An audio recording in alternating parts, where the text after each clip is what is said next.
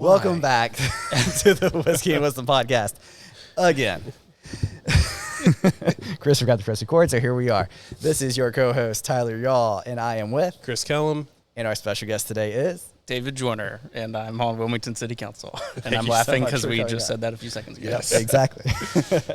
We're in a new space. If you're watching the video version on YouTube, thank you. But you can also tell we're in Azalea Station, using this gorgeous ambiance. Chris gets to wear his green, represent his favorite color, and just do something a little bit different. But you did bring us a bottle of whiskey. Yes. It is the classic TX Texas Straight Bourbon. For those who've been listening for a while, we have tried this before, but it was a long time that I don't have a clue what it tastes like. Okay, good. It was in year one. Yeah, Okay. so it's been over a year. Yes, almost 2 years because the that's way true. the thing rotates. So it does have corn on the nose with fresh pecan pie, very southern, some maple candy sugar and vanilla, and oddly a hint of banana. Mm-hmm. And then our palate is going to be super clean, like bacon spices, that pecan pie again, with some brown butter and light vanilla. So let's check it out, see if it's actually true to what it says. Cheers. Perfect. Thanks for having me. Cheerio. So the reason that I chose this one is that I've been to the distillery that TX has in Fort Worth, Texas before. And I've done a couple of different distilleries, but this is the distillery tour that I would say is the most both accessible and also informative. So if you know a ton about whiskey, you're going to have a great time. If you know nothing about whiskey, you're going to learn a lot and have a great time. Oh, that's and I was just really impressed, and I like the whiskey. So yeah. I'm surprised I haven't drank this more. This actually is really good. Yeah. I was like, I completely forget. When we had it, we hadn't expanded our palate as well. Okay. So like, That's true. We had it within the first 6 months of the podcast, I think, and so the flavors that we were tasting were not as crisp as what we do now, because I feel like we're more bougie and we can actually taste different flavor profiles. But yeah, no, this is definitely super clean. Yeah, I think I do get that banana on the back end of it too. Yeah, I think pecan pie is my favorite. Yeah. I'm going to go back to the old school way. This would be a good all year long whiskey. I know I used to do seasonal takes. I think it's very smooth. It would be good in the fall, in the winter. But it's nice enough. This would actually be really nice in a blueberry bourbon smash. Yeah, that's true. Or a blackberry one. Yeah. It would enhance the flavors of either fruit. Exactly. Yeah. And the reason why we talk about blueberries and blackberry smashes is you may notice that Chris and I still have remnants from another cocktail that we previously had if you're watching us on YouTube. And Alcove, which is right across the street from Azalea Station, where we're at right now, were generous enough to be the cocktail of the month for Whiskey and Wisdom. Nice. Yeah, so it's pretty cool. So they've provided these for us for our episodes, which is awesome. It's actually a fresh blackberry puree that they use over there, along with a mint simple syrup, lemon, and, of course, bourbon. Yep. So it's very refreshing. I love to have it when they have those garage doors open on a nice hot summer day, or even a nice hot spring day here in Wilmington. Yeah. Which happens. Best couple weeks. Exactly. But anyway, enough about the drinks and the bourbon. David, tell us a little bit about yourself. Yeah, well, again, thanks for having me on. I've listened to a lot of your episodes. So thank you. Some in preparation and some because I was like, oh, that's a cool topic. But yeah, so my name is David Joyner. I am a member of the Wilmington City Council. I've been on City Council since I got elected last November 2023. And I'm the youngest member of Wilmington City Council, which I kind of say to my chagrin, because a lot of times I walk into the room and there's nobody else my age in there, and I'm like, okay, great. We really going to have to work overtime today to make sure that we change some perspectives in the room. And then outside of that work, I'm an attorney. I work as an assistant district attorney for the elected district attorney here in Wilmington, whose name is Ben David. Yep. And I prosecute domestic violence, low-level gun violence, impaired driving, some drug crime, sort of a really mixed bag, because I do what's called district court. Mm-hmm. So that's the lowest level of trial courts in North Carolina. By the end of the summer, I'm going to be moving my caseload to Superior Court. We just found out because we have some shifts going on in the office. Oh, wow. But yeah, so I'm in court 4 to 5 days a week. Oh, wow. Trying cases in front of our 9 district court judges, and it's a very hectic job. It's it's never a dull moment, and I've pretty much decided that as long as I'm practicing law, as long as I'm using my law license, this is the kind of attorney I want to be. I really enjoy it. That's awesome. So you use your full bandwidth of mental energy from going straight from that straight into the city council meetings. Yeah. It's a lot of work. It's a lot of energy, but I am really grateful that I get to do both of these jobs. So since becoming a member of city council, I meet new people every single day. I learn new things about our community every single day, and I am just really grateful that people let me do this job. Yeah. And then working as an attorney, I followed my passion, and I found a good fit for a career as an attorney, and I'm glad I get to do it. That's awesome. And something that I just want to put out there in the world of our podcast before anything is anytime that comes on that there's a quote-unquote politician on our stage, it's part of a series that's called People Over Politics. So we're not going to sit here and grill you about like different policy positions or anything, or any politician we bring on. We're not going to do that. We want to learn about you. Okay. So just fair warning for you and anyone else. And if someone was coming on here to try to find some dirt on anyone, this isn't going to be the podcast you're going to do it on. It's a drinking podcast. You should have known that. Yeah, so that might be the dirt they're looking for, though. Maybe. How much did he drink? So making a statement, because as a normal person, city council, you guys have to have real jobs. Like, it's not like you get paid a ton of money to sit there and help the community, correct? Correct. Why did you choose to do that then?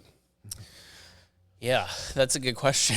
And maybe I had a different answer in November than I do now. Yeah. Well, I think that city council's really interesting to me because local government, so city council, county commission, school board, soil and water, these things that we are choosing amongst our neighbors, who's going to represent us and have a say on these important issues, those are the pieces of government that touch our lives most often. So when you're talking about city council, you're talking about some of our city streets and roads. You're talking about development. You're talking about our tree canopy. You're talking about having a voice on the Cape Fear Public Utility Authority. These are not necessarily hot, divisive, controversial, attention, news-getting issues, but they are issues that every time you leave your house, you've got to drive down that street. Right. True. And so I'm really interested in being a part of those conversations and having practical, people who want to get things done at the table, who are willing to put aside the hot button issues and say, it doesn't really matter that you and I have fundamentally different positions on these like national Fox and CNN attention grabbing issues. If we can look at each other as neighbors across the table and say, hey, we've got to fix this for our community, for our neighborhood, those are the kind of conversations that I want to have. Why did I actually throw my hat into the ring? Oh, yeah. Yeah. So I have a little bit of a background, a lot of it from being an attorney, but a little bit of a background in being like politics adjacent. Okay. And so I had volunteered on a number of campaigns. Like I had knocked doors for other candidates, phone banked for other candidates, fundraised a little bit for other candidates, and had developed enough of a skill set of that where I said, I am interested in being really intentional about the kinds of candidates that I support. And so I sort of had two options. I could either go into it professionally and have a career in like professional staffer politics, which I did not want to do, or I could just continue to work as an attorney and be really intentional about how I volunteered. And then this last election cycle, the election in Wilmington for city council, the elections are structured such that everybody runs against each other. You don't like pick a seat and try to unseat somebody. You have last year you had 7 people running for 3 seats, and people could fill in 3 bubbles and they could pick any 3 they wanted. And so I looked at the candidates and sort of the issues and the causes they represented, and I said, some of these people are great. Some of these people have different ideas than what I would put forward. And because there are 3 seats and because there's an open seat, somebody was retiring, I could throw my hat in the ring and share my ideas and share my perspective. And so that's sort of how I got into it.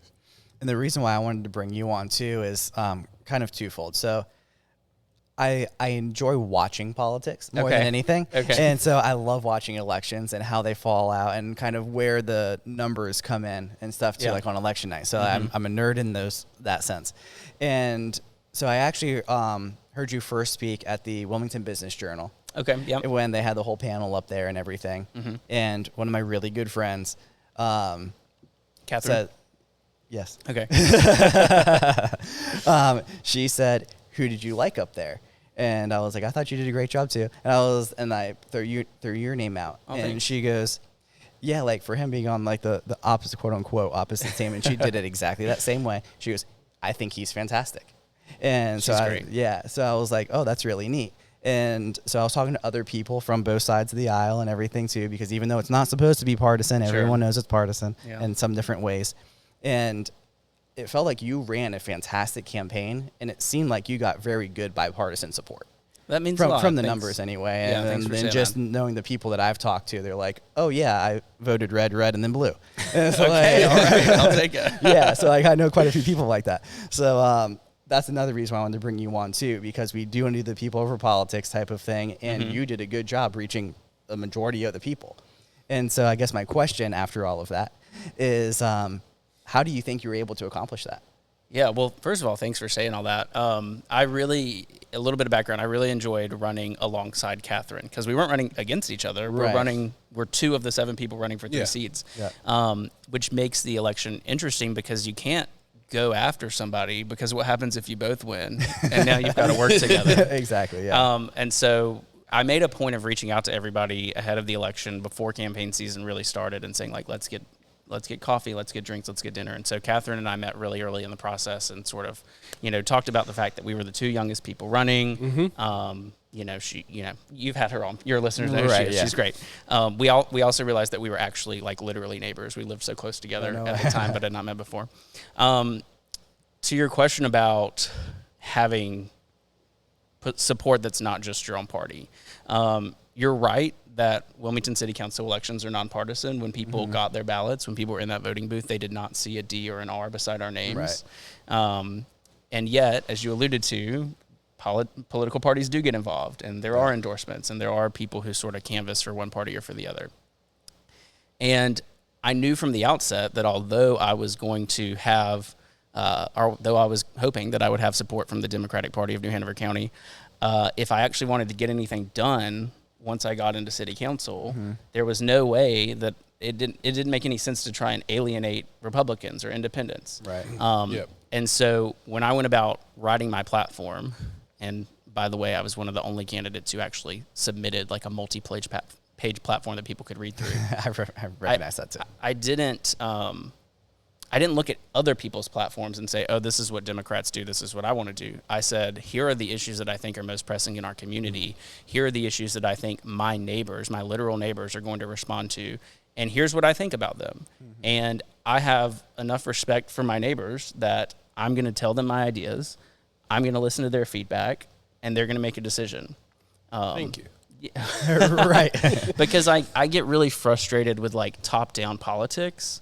And so I really wanted the election to be about ideas and about, a discussion of how to make our community better and like participatory, as opposed to let me just flood the airwaves and radio and television and tell you like vote for this person because they are a Democrat or a Republican. Right. No, I appreciate that. And it for definitely sure. came across that way too. So yeah, I appreciate you kind of putting that out there and everything. So Thanks. because Chris likes to jump all around, Okay. being an ADA, did you get to choose what you like do in court, or is it like, hey, this person's been here, this person, and you just kind of like split it up? Yeah, it's sort of the latter. You definitely have, everybody has conversations about the kinds of cases that they're interested in, the kinds of cases that they are passionate about, and the kinds of cases that sort of get under their skin and they're like, that's not interesting to me. A big piece of it is seniority. Okay. And so the district attorney's office in Wilmington, which represents both New Hanover and Pender counties, and there's an office in Burgall, but the jurisdiction is the 2 counties are combined. The folks who are there now are sort of we have a lot of people who are very senior, and by that I mean we have many people who have been there much longer than I have. We have about 25 attorneys who have been there much longer than I have, who are also not yet approaching retirement. And so they're working on homicides, sex offenses, high-level violent crime, And so rather than me being able to come in and say, oh, I want to prosecute homicides because those cases have already been assigned and those caseloads have already been assigned, what that actually looks like for me is that I'm sort of getting mentorship, and I'm going to prosecutors who are being assigned new cases. And I mean, it's kind of this literal of you see something on the news and then you go and look up and see who got assigned it, and you go and talk to them about it, and you can sort of get looped in and become a second chair attorney for that trial. But the district court load that I have, the nice thing about it is that it's mine and I own it, and that's my prosecutorial courtroom. Nice. All the cases that get assigned to, or that are charged by Wrightsville Beach, Carolina Beach, State Highway Patrol, Sheriff's Office, ALE, UNCW Police, those, when those are charged for district court, they come to me, and I own those and I manage those, and I can kind of do it the way that I want as long as I get the job done. And I see you made the face. The reason that they're sort of organized that way is because Wilmington Police Department on its own is so large, because the city is the largest municipality in New Hanover County, that they have enough cases that they have their own caseload. So another prosecutor, my sort of like parallel on our org chart, she handles those cases. Okay. And then I get the other agencies. Oh, wow. And we do that because now I'm on city council. So we try and keep that, Makes step sense. in between where I'm not prosecuting a case that somebody who is a city employee has charged. See, I like to. The reason I go backwards is to build up to where I'm going to ask next. Yeah. As a city councilman, could you run for DA also? Oh, well, I don't necessarily want to do that. I'm like, I haven't really thought about it. I'm like, I know you're not. Well, because since the that's seat a is whole open. nother- yes, the seat is becoming open. Yeah, I was yeah. just curious. My current employer is retiring in September, and so there will be a vacancy, and we'll have a new district attorney this time next year. I suppose that anybody who is a licensed attorney who is licensed in the state of North Carolina and lives in New Hanover or Pender County could run. So I check those boxes. If I were to be elected, I would have to resign from city council. Okay, so you can't do both. Not simultaneously. Okay. Yeah. You cannot hold multiple elected office simultaneously. So as an assistant district attorney, I'm appointed and I'm a state employee. Okay. So that doesn't preclude me from holding another office. But since I was elected to city council, we just have to be very careful about keeping city cases Separate. Okay. Yeah. So do you think you'll keep your job with the new district attorney? I hope so. I've told both of the people within my office that are running that I want to work for whoever's elected, and I'm not touching this election. And Staying away. They both know that I really like being a prosecutor, and also I don't think that judicial offices, judges and prosecutors should be partisan. And unfortunately, the legislature made the decision several years ago that they should be. And so now we elect our judges and our district attorneys with a D or an R beside their name. Which is mind-blowing to me. Yeah, it's I hate it. Yeah. But it's the situation we have. Like I said, I like to go backwards to build forward. Yeah. Because like you said, judges are D or R, but city council isn't. Correct. Which Which to me you would is- think. I'm like, can't we? This is me personally. Sorry. You should just get rid of them. Be like, all right, so who's running? Look at what they say. Does it really matter if they're DR, independent, whatever? Put the name in. Yeah. You mean get rid of political parties like in Yes. general? Yes. Yeah. They have definitely become institutionalized in a way that is obstructive, in my view. Okay. Like the fact that this presidential election, the candidates were predetermined, and we've done this already. We did this 4 years Right. ago. Like everyone knew 4 years ago. Who I was like, really? And both parties have, in some way, shape, or form, edited their rules to make sure that their like preferred candidate won their nomination. Yeah, that's frustrating. Yeah, and especially when you do like the polling and stuff, 70% of people don't want either one. So Yeah. We, I mean, a couple, like maybe 2 years ago this time, I would have been like, yeah, I don't really buy the they're too old argument. But as time has gone on, Right. I'm like, yeah, they actually fundamentally are. Like, you know, I'm a Democrat. I know who I'm going to vote for.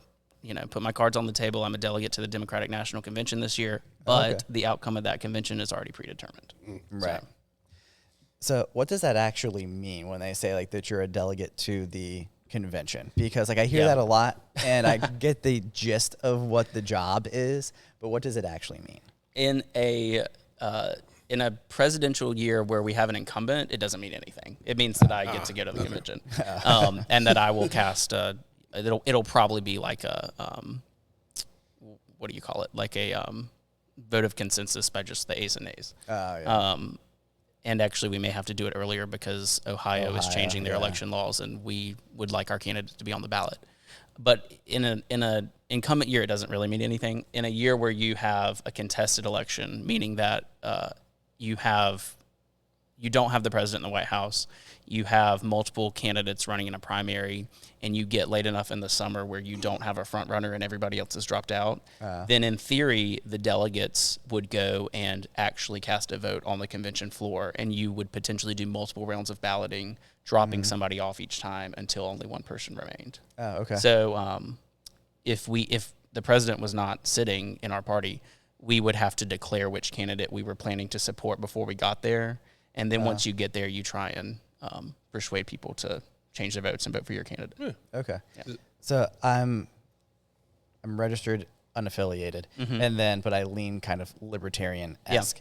And so this was the first year that I watched a national convention, so it seemed like it was very similar to that too. There was a bunch of people that were nominated up there that they had predetermined that they were going to be up there, and they went through like 8 or 9 rounds of. Yeah. So okay, I guess that makes more sense now that I actually watched it. You're saying the happen. Libertarian National Convention did this? Okay. Yeah. So, as a delegate, are you representing a section, or you're just like, hey, I'm Democratic, so I'm showing up? So there are multiple kinds of delegates, and this Okay. is one of the criticisms of how these conventions work. I am a congressional district delegate, which means that the congressional district that we sit in, which is currently represented by David Rouser, the Democrats in that district, so multiple counties, had a convention to select our 4 delegates. Okay. And I was one of the two I was one of the 2 men because we have gender parity. So we picked 2 men and nice. 2 women, and I was one of the men that was selected. So Okay. if I had not been selected in that, I could have gone to the state convention and tried to run there, or because I'm an elected official, I could have tried to get an elected official seat. But that would have been very unlikely because I'm a new city councilor in a smaller city in the grand scheme of things. So there's a couple of different ways I could have tried to make it to Chicago. I mean, in the grand scheme of North Carolina, Yeah. Wilmington is definitely top 10 cities. Yeah, we are top 10. Yeah. I say that because I don't actually. Don't All I know know where is to fall. like RTP, Charlotte, and then in my head, I'm like, technically, there's like Raleigh. You got Durham. I'm like, well, Wilmington to me is always like number 3. Everyone's like, oh, we could go to Winston or Greensboro. I'm like, who lives there? We're the number 1 best city in North Carolina. Facts. And we are the number, I think, 8th by population size. Oh, I didn't realize that. Now I'm curious. Yeah, Fayetteville's ahead of us. No way. Yeah. Military. Greensboro, Winston-Salem. Yeah. Yeah. It's There's so some weird. surprises. Yeah. Like, I could see Fayetteville, but it still throws me off because I'm like, isn't that a military base? Can we not count the military? But then we would lose military. I was gonna say. Because I know there's a bunch of Marines that live down here. Yeah, we get a lot of people from Carteret County and Onslow yeah. County who end up moving down here after their military service, and a lot of people in Fayetteville who just stay after they have ended their tenure. Nice. So the Chris Callum question is city council. For those who did vote back in November, like I did, hi. My wife dragged me. I'm that old guy who's not really that old, who's like, do I need to vote? I suggest everyone should. Yes. It is a constitutional right as long as you're not a felon. You can only vote for city council if you live in Wilmington. Correct. Proper. Yeah. Okay. Yeah, and a lot of people, because so going back to the population thing, 8th largest city, 2nd smallest geographically sized county. Right. So a lot There's of something people. smaller now? I actually don't know which one it is, but we're the 2nd geographically. We used to be the smallest, so I'm Oh, really? curious. Yeah. And now I'm curious which one the other one is. But a lot of people live in the northern end of the county, which is where the city is. Right. Yeah. And live just outside city limits and don't even realize it. And a lot of people told me that they showed up to vote and were like, and I couldn't vote because I'm not in city limits. Yes. So yeah, you have to live within the municipality to vote for the council. Which sucks, but when in the scheme of taxes, Yeah. I'm happy. If you live outside city limits, you don't pay city taxes. You only pay county property taxes. Yes, which I found out because we bought our house. We're in like the weird part of the pie that's like there's a lot of us out there, but it's not incorporated yet. Mm-hmm. I was like, guess I don't get to vote for city council. Well, since we are on that topic too, Catherine did go over this on our episode with her, but I want you to go over it again just because I don't think we can go over it enough. Sure. What does Wilmington City Council actually do? Because I'm sure you've heard the same things that many of the other people did as well too. They're like, oh, can you fix whatever on Carolina Beach? And you're like, yeah. no. So what exactly does Wilmington City Council do? Yeah, I get a lot of requests about beach parking, and I have Right. to tell people that actually the city of Wilmington does not have a coast other than the riverfront. Yeah. The biggest responsibilities we have are related to police and fire, making sure that we have emergency services. We also have a large Parks and Rec department, which does more than just maintain our parks. They have programming for the city, sort of adjacent to them in that sort of stream of the org chart is our housing and neighborhood services folks who work on housing affordability, homelessness, and sort of the spectrum of housing. So we have a lot of things that we do. Right. And I guess a better way to answer your question might be, what do we have to do? True. So the state of North Carolina requires municipalities to pass a balanced budget, to have, in some way, shape, or form, provide building inspections, and not a whole lot else. Wow. Yeah. Okay. So actually, a lot of the That's interesting. A lot of the services that municipalities provide in North Carolina are citizen initiated or citizen generated. It's a need or a concern in the community that's so great that it sort of falls onto the municipality to resolve. Okay. Interesting. Yeah. So I'm pretty sure I know this question. It's a really fast question. Is where we're sitting right now, is this part of your jurisdiction? Yes. Okay. Yes. I was just curious. There was no reason why I was asking. Yeah. And also Wilmington, all of our city council members are at large, meaning we all represent the entire city. We don't have nice. we don't have districts. Okay. Gotcha. And municipalities can choose that for themselves in their city charter. They can decide if they want to group themselves by district. I think Fayetteville groups themselves by district. And so you would have to live in a certain neighborhood to run for that neighborhood seat. As opposed to in Wilmington, as I described earlier, we were all running together for the same 3 seats that represented the entire city. Okay. Very neat. Yeah. for those wondering, Tyrrell County, Tyrrell County, is the actual smallest. Okay. Which is located. Is that northeastern? It's considered the Outer Banks. Okay. Like it's Okay. it's stateside. It's not actually like in the islands. Gotcha. County seat is Columbia. I just had to look it up, but their census population is 3,245 people. Wow. So That'll do it. Shout out Tyrrell County. yeah, I was like, there's no way. So technically, by I guess the square Miles. mileage, Wilmington is still the second. Like it's still super small. We're only like 200 square, but so we're smaller than Tyrrell, but population wise. Okay. So per capita, we're the smallest. Yes. New Hanover County is the smallest. Yes. Per So you got capita. okay. Yeah, it's so confusing trying to look up all this stuff. There's multiple ways to look at it. I'm Tyrrell, then Hyde. These counties with less than 10,000 people kill me. We have 100 counties in North Carolina. It's I a know. nice round number. They did that on purpose, I'm sure. Yeah. But I remember growing up here and being like, oh, hey, Wilmington, New Hanover County is the smallest. And they're like, technically. Depends. But yeah, I had to throw that out there because I had to look it up. The thoughts and processes. Being distracted by things. How do you like this bourbon? I really like it. Yeah. What do you guys think?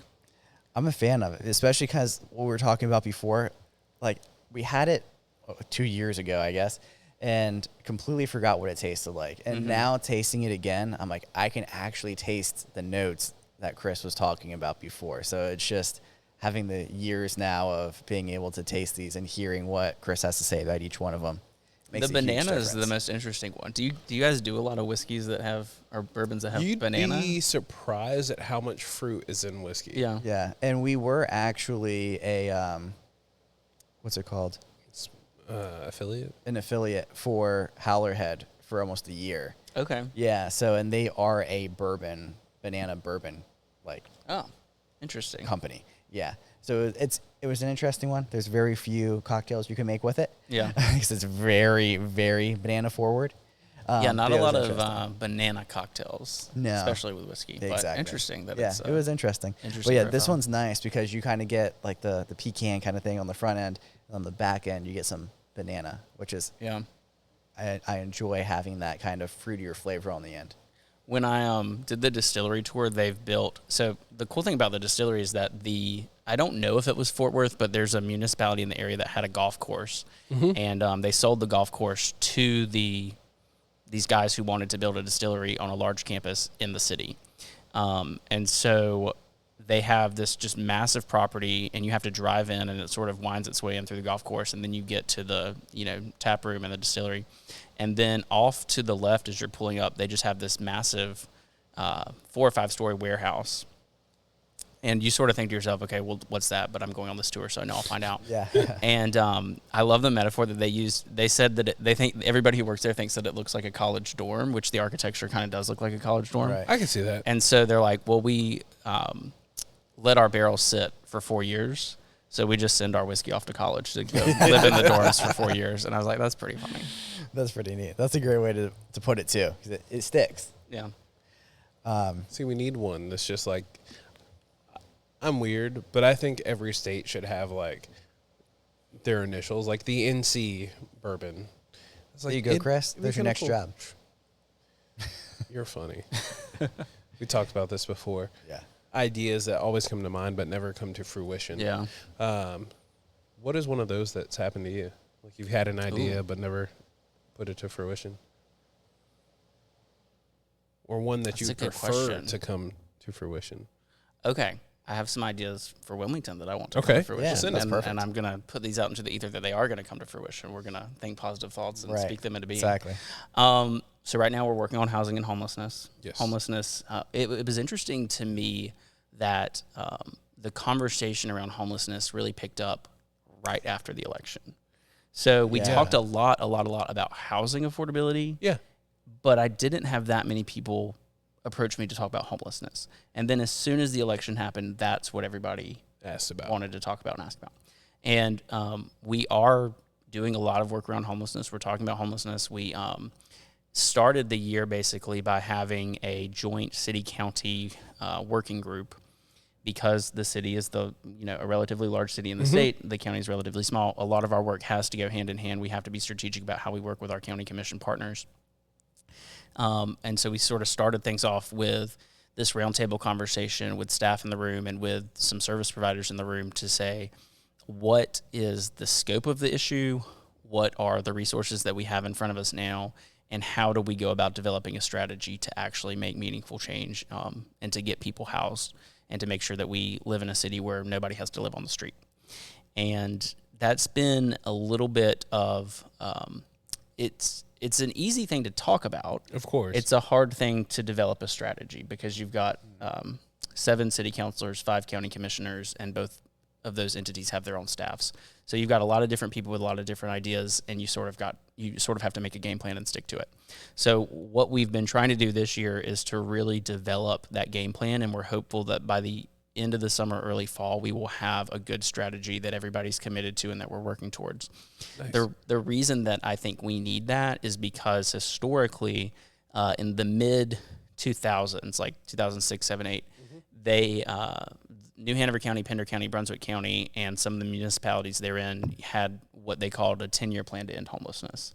And they got a lot of stakeholders together, a lot of service providers together, a lot of experts, some people with lived experience, having been homeless, and developed a very comprehensive plan with very specific goals on how our community was going to tackle the issue. It was pretty successful, pretty significant reductions in chronic homelessness, meaning people who were unhoused, living on the street for an extended period of time. improvements to how many people were essentially using an emergency room visit as a means of escaping chronic homelessness, as opposed to actually having a medical emergency. Oh, wow. But 10 years out from that was 2017. So we've had hurricanes, a pandemic, like things have happened since that then, 10 years ended and that success. And so our attention has shifted, like as a community, our attention has shifted away from that. So in my view, it was time to revisit that anyway. And I think we just had to figure out amongst ourselves, the city council and the county commission, how we wanted to go about that. And we had different ideas. There was a proposal on the table to essentially get together different community stakeholders to do sort of a canvas and an assessment of all of the service providers that we have in the city, to identify what areas we were working on well as a city and county, what areas nonprofits, charities, churches, service providers were working on really well in that sector, and then to identify the gaps and sort of drive a strategy on how do you fill those gaps. We decided not to do that collectively. We basically said, we don't need a committee of 25 people to tell us the work that's already going on, especially when literally in this room across the table from us, we have 25 service providers who are here, like ready to talk about this today. Right. And so we shifted that and sort of put the expectation on city and county staff that, no, we need you to do the canvas. We need to bring these people to the table. And now we have sort of from that first meeting at the beginning of the year to the end of the summer, we are meeting with those groups, trying to identify those gaps and coming up with a strategy to get us back to a place where we know as a community what we need to do. What I have been pushing for and have been vocal about most recently is that we need specific measurable targets, because without that, there's no accountability and we actually can't measure progress. 100%. And so, like I said, we're hopeful that we're having this conversation in June. I'm hopeful that by the end of the summer and the early fall, we'll have that ready for our community. All along, obviously, the service providers are continuing to do their work, and I've been really grateful for how many of them have, welcomed me to come to their shelter or come to their community dinner, or all of the amazing things that they're doing to try and help our neighbors who don't have housing. Because I'm learning a ton as well, and it's really cool. Yeah. It's really cool to see how hardworking people in our community are over this issue and the passion that they have to solve it, as opposed to just complain about it. Right. That's really neat. That's good to know. Again, I don't want to go into necessarily the policy of this, but I just wanted to hit on something that was big in your campaign too, is the beautification of Wilmington. Yeah. And making sure the nature stays nature around here too, and just kind of making sure that we're not just clear cutting everything. Yeah. Well, I think that also goes to your point about casting a broad net and bringing in people who maybe traditionally don't see themselves as environmentalists, or who don't see themselves as climate change activists. Because I have said this time and again, and I've said this now that I'm on city council, when I go to meetings in other parts of the state to talk about municipal issues and state issues, I've said repeatedly, Wilmington is uniquely positioned that you can talk about environmentalism to Democrats and Republicans and independents and libertarians and Greens, because everybody in our community is affected by PFAS. Everybody in our community is affected by the pollution of Chemours, and we're not fighting over that, right? We're not having this massive debate about, does climate change exist? We're not having this massive debate about what the United States versus China's responsibility should be for climate change. We're talking about, no, when we turn on the tap, when we walk to the same water fountain, we're drinking water out of the Cape Fear River that we know is polluted, and I don't care if you're a Democrat or a Republican, I want you to be working on that issue to have clean water. So if you can identify the issues that are touching people's lives, you can get consensus on what other people might spin as a controversial issue. Yeah, that when you were talking at the Wilmington Business Journal too, that was one of the things that really stood out. Is it seemed like you hit on everyone when you talked about that, because it was do you want to drink poison when it comes out of the water? You didn't say those words, but the way that I read into it was what's coming out of that tap. Yeah. That needs to be fixed. Yeah. Anytime anyone comes to Wilmington, the other part of it is, this place is beautiful. I moved here because it was beautiful. I come here every single year to vacation because it's beautiful. Why, as a county or a city, wouldn't you want to keep it beautiful? Yeah, yeah. So those are the things that you typed to hit on that kind of I took away from it, and I was that's incredible. Unfortunately, I don't live in the city, so I wasn't able to vote for you. But everyone I talked to, I did throw your name into. Well, the thanks. ring. So, I appreciate that. Yeah. Thanks. But yeah, that was one of the things that you hit on like perfectly. And I was like, you took something that some people would perceive as controversial and was like, no, like, believe me, everyone needs to be talking about this. Well, that's how you, in my view, like that's how you get things done. Like that's how you're practical. You are willing to engage with people who maybe don't see an issue the same way you do, or who has historically have been a part of a conversation in a different way, or even in opposition. And you sort of say, let's start with what we can agree on. Let's start with how we work on that. And then over time, we're going to build a relationship. We're going to build trust. We're going to realize that the other person's here in good faith as well and actually wants to do something good for us in our neighborhood, in our community, in our city.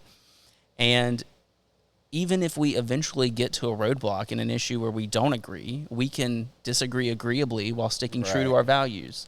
And let me shout out another podcast because, you know, Whiskey and Wisdom is the best podcast. But there's another podcast called The Rest is Politics. Okay. And it's actually British podcast, so it's not even American politicians. But that's their mantra.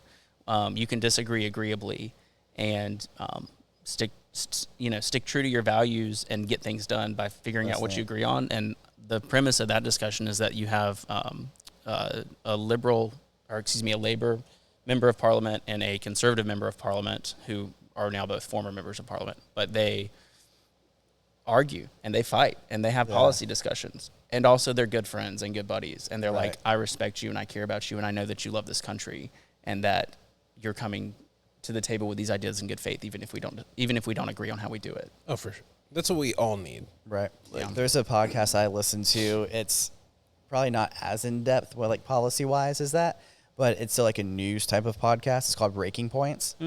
And so Crystal Ball was her name. She leans a little bit more left, and then I'm gonna forget his name now. I'm talking about it. Anyway, but the other guy leans a little bit more right. Okay. And basically they have their discussions. They bring different people on from different walks of life and different sides and everything. And they always have these debates in between, kind of leaning slightly left, slightly right, but still best friends, still love to have the conversation want to be able to have the discourse for people on any side, left, right, middle, up, down, can actually hear what two people that actually appreciate each other have to say. And I think that's very valuable. Yep. I think the thing that's actually upsetting for me and for people in our generation is that if you look at politics, maybe not 15, 20, 30 years ago, people had their firm beliefs and they argued and they got into it, and Democrats supported what Democrats supported and Republicans supported what Republicans supported. And they sometimes there was gridlock and they didn't get things done, but they still respected each other and they could come back to the table. And we are losing that rapidly. Yeah. And I am worried in some ways we have already lost it beyond repair. The vilification of people who aren't like me, the vilification of people who don't vote the way I vote, the vilification of people who don't think or talk the way I think. And yeah, it's upsetting. And during the campaign last year, I did get a little bit jaded at one point where I was knocking on doors, and that's intimidating enough to be like, I'm going to walk up to a stranger's front door and try and talk to them about policy. But at least the way that campaigns in the modern day work is that you kind of know a little bit about whose door you're going to. Like you use some data and research to figure out who you're going to go talk to. But the reason I say I got a little bit jaded is because people would open the door and they would immediately say, well, are you a Democrat or a Republican? And I'm like, here's who I am. Here's what I stand for. Here's my platform. I'm going to answer your question because that's your question. But like, you were automatically going to shut me down if I didn't have the right answer. And there was a 50-50 chance that I was going to give you the wrong answer and you weren't even going to hear me out. Like it's frustrating to me how many people are motivated to vote against something than to vote for something. Yeah. And so that's my sort of mantra and what I've encouraged others who have asked me subsequently, like they're interested in running for office. What advice do I have? Give people something to run for. Don't be somebody who's out here campaigning against everybody and everything. Gotcha. I've always wondered about that. How is it like actually going knocking on doors and making just cold phone calls, being like, hey, vote for me? Because like, I understand you need to, but like for me, that's extremely intimidating. It is incredibly intimidating.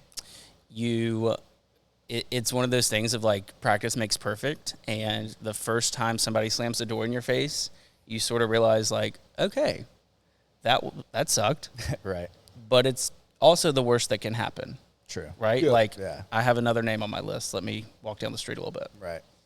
Interesting. So That's a good point. Good way of looking at it. I have two final questions. Sure. One, how long is your seat?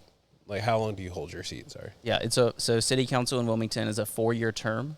Okay. The mayor is a 2-year term. So every time there's a city council election, the mayor has to run for re-election. And then the 6 of us are on staggered terms. So 3 people ran last year. Our 3 colleagues will run next year, and I won't have to run for another 4 years. Okay. That makes sense. I was just curious. Sure. So this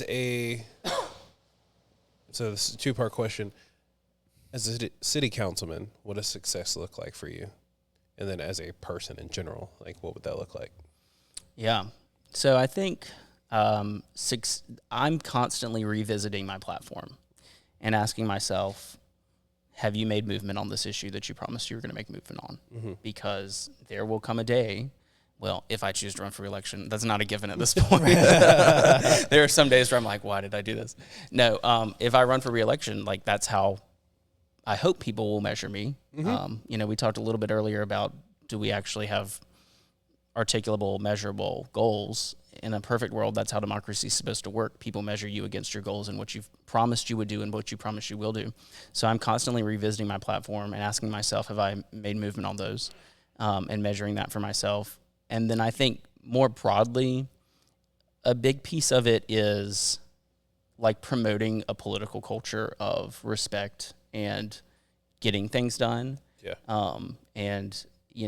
I've told people in my own party, like, I agree with you on the points you're making. I disagree with how you're saying it, and I think that you're doing more harm than good, and you're going to make it more difficult to achieve that goal. And I've been a thorn in some people's sides because they want to, have their little air horns and make their noise. But I'm trying to drive. I guess the answer I'm getting to is that I'm hopefully somebody who's a practical office holder and is getting things done. Yeah. What you talked about there, when I talk about other people when it comes to that too, exactly what you said, like you came to the right answer, but somehow you showed the wrong work. Yes. It's like, all right, I don't know if I can still support that. But yeah, I appreciate that. So my last question to you then, and you may have heard it before, if you were to tell your younger self one thing, what would it be? Get out of your own way. I have had, and I think the election really highlighted this for me, in so many ways in my 30 years on this planet. I have been my biggest obstacle of everything, every reason that I told myself this is not going to happen, or, you should be worried because of X, Y, and Z, this, that, and the third might get in your way. Those are ideas that I put in my head. Those are not obstacles that other people put in my way. And so don't get in your own way. You are the thing that's standing in your way is the advice that I would give my younger self. That's fantastic. I don't think we've had that one before yet. No. That's really good. Okay. Thank you. So is there anything you want to shout out? Where Yes. can people find Yes. you? I was like, I saw you had this note in your pocket all the The list. episode, and I just didn't know what it was. Okay. Sorry. I should have worked this in much earlier. Oh, That's send okay, it. yeah. So we really need people in Wilmington to get involved with municipal government. We need people to be involved in committees, commissions, boards, and not for the sake of being on a committee so that you have a title, but we need people who are not staff members to help us have oversight of how certain funds are being spent. We need people to be on boards of like corporations and entities that the city and county have set up as joint partnerships. We need good people to do that work and use their expertise and get involved. So I have a list, and I'll shout out some of these. If you're listening, please go to the City of Wilmington website or even to the New Hanover County website if you don't live in city limits, and look at the boards and commissions that we have vacancies for, because you can submit an application, and more than quarterly, we review those applications and make appointments. So current vacancies are Wilmington Housing Authority, the Encino Sports Park User Group Advisory Committee, the Workforce Housing Advisory Committee, Clean Energy Advisory Committee, Convention Center Advisory Committee, Historic Preservation, the Planning Commission, Port, Waterway, and Beach Commission, which I sit on, so we can be colleagues, Wilmington Tree Commission, and Cape Fear Public Utility Authority. So if you are interested in having a say, like I said earlier, in the things that local government does that touches our lives every single day, we're ready to help you get involved, and we'd be happy to have you. That's great. I didn't even realize there was that many, and I'm sure there's many There's more. Yeah, I realized it was a many long more, list, so yeah. I kind of picked the most important ones. Right, yeah. I was going to say, I know that's only a fraction of them. So, like, do yourself a favor, go on check there, out the website. see what you can do. Yeah. And if you're like, well, I don't know that I want to fill out this application, shoot me an email. All my contact information is on the city website. Sweet. Shoot me an email, and we'll have a conversation about if it's the right fit and whether you should go through the application process, and maybe you should apply for a different one if you don't know if this is the right fit. Right. But we need people, and we'd be happy to have people, especially young people. That's true. Last thing I'll shout out is that more young people need to get involved. I'm 30 years old. I'm the youngest person on city council. The next youngest person is 36. The next youngest person is 45. And, man, there are a lot of conversations that happen in the city, a lot of decisions that are made in the city that young people are not involved in, not in a malicious way. Like, nobody's trying to exclude them, but also nobody's actively thinking, like, how can we get young people to have input? So we've got to get ourselves to the table. We really do. Yeah. I was thinking that too. Like, even at work, there's generational gaps. Like, we have a handful of people that are in their, like, mid to late 60s who are ready to retire. And then there's a huge jump down to, like, our 50-year-olds. And there's jump to me who's, like, 35. And then we, like, at one point we had people in their early 20s. And I'm like, but there's so many generational gaps that you're missing those key points that you need to make. And, like, I work in retail, so those gaps aren't as drastic. But in government, like, we need people who are younger, who have ideas, because this is where you're going to live. This is where you want to make an effect. We're going to be here longer than the people who are making some of the decisions. So Understandable. So are you on social media?